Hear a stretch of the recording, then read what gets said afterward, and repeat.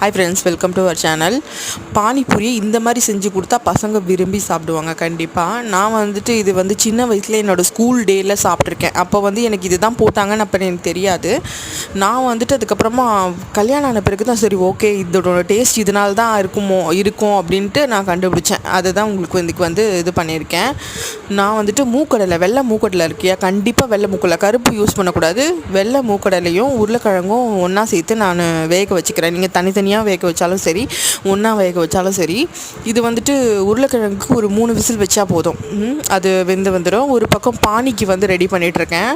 ஒரு பச்சை மிளகா, கொஞ்சம் இஞ்சி, புதினா, கொத்தமல்லி, அப்புறம் உப்பு. நான் சாட் மசாலா இல்லை என்கிட்ட இருக்கிறது. நான் கொஞ்சமாக கரம் மசாலா, கொஞ்சம் மிளகுத்தூள் அதெல்லாம் போட்டு மொத்தமாக அரைச்சி எடுத்துகிட்டு வந்துட்டேன். பானிக்கு என்னென்ன தேவையோ அதெல்லாம் போட்டு மொத்தமாக அரைச்சி வடிகட்டி தண்ணி எடுத்த வேண்டிதான்.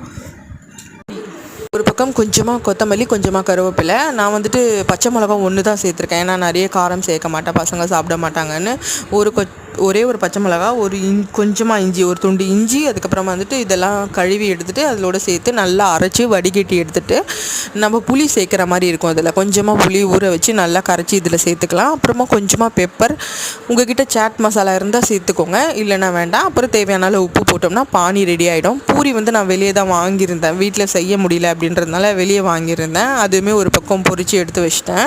இப்போ ஸ்டஃபிங் மட்டும் எப்படி சொல்கிறேன்னு பார்க்குறேன். ஏற்கனவே நான் வேக வச்சுருந்தேன் இல்லையா, நான் மூக்கல்லையும் உருளைக்கிழங்கும், அதை நல்லா தோலை உரிச்சிட்டு இது ரெண்டுத்தையும் சேர்த்து நல்லா, உருளைக்கிழங்கு மட்டும் தோலை உரிச்சிக்கலாம், மூக்கல்லைக்கு நம்ம உரிக்க முடியாது. அதனால் மூக்கல்லையும் அந்த உருளைக்கிழங்கும் நல்லா மெசுக்கிச்சுங்க. எவ்வளோ அளவுக்கு நம்மளால் உருளைக்கிழங்கையும் இதுவும் பண்ண முடியுமோ நல்லா ஒன்றோட ஒன்று நல்லா இதுவாகிடணும். அப்போ தான் அந்த டேஸ்ட்டு நல்லாயிருக்கும் பானிபூரியில் நம்ம வச்சு தரும்போது. அதனால் நல்லா மெசிச்சிட்டு அதுக்கப்புறம் தேவையான அளவு வெங்காயம், அதுக்கப்புறம் நீங்கள் என்ன போடுவீங்களோ, வீட்டு மிளகாத்தூள் 1 டீஸ்பூன், கொஞ்சமாக உப்பு, சாட் மசாலா இருந்தால் சாட் மசாலா போட்டுக்கலாம். அவ்வளோதான் ஃப்ரெண்ட்ஸ், அவ்வளோதான். Stuffing ready. இதெல்லாம் ரெடி பண்ணிவிட்டு என் பொண்ணுக்கு கொடுத்துருந்தேன். அவவே ரொம்ப நல்லா இருக்குன்னு சொல்லியிருந்தா. நானும் அந்தளவுக்கு அந்த ஸ்கூல் டேயில் சாப்பிட்டேன் இல்லையா, அந்தளவுக்கு இருக்குமான்னு கேட்டால் இல்லை, அதெல்லாம் நல்லாயிருக்கும். ஏன்னா நம்ம மூக்கல்ல சேர்த்து நம்ம அந்த உருளைக்கிழங்கு, அந்த வெங்காயம் எல்லாம் சேர்த்து கொடுக்கும்போது பசங்க ரொம்பவே விரும்பி சாப்பிடுவாங்க. அதுதான் நம்ம தேவையான அளவு வெங்காயம் சேர்த்து, உருளைக்கிழங்கு, கொஞ்சமாக கொத்தமல்லி சேர்த்துக்கிறேன். நான் அதை சொல்ல மறந்துட்டேன். கொஞ்சமாக கொத்தமல்லி, இந்த உருளைக்கிழங்கு எல்லாத்தையும் சேர்த்து மசிச்சுட்டு அதுக்கப்புறம் மூக்கல்லையும் போட்டு நல்லா மசிச்சிடணும். மூக்கெல்லாம் நல்லா வெந்திருக்கணும். அதில் மசிக்கிற அளவுக்கு வெந்துட்ட பிறகு நம்ம எல்லாமே தேவையான மசாலாலாம் போட்டு உப்பு போட்டு பசங்களுக்கு கொடுத்துட வேண்டியதான். என் பொண்ணுமே இதை சாப்பிட்டு நல்லா இருக்குது அப்படின்னு சொல்லியிருந்தா.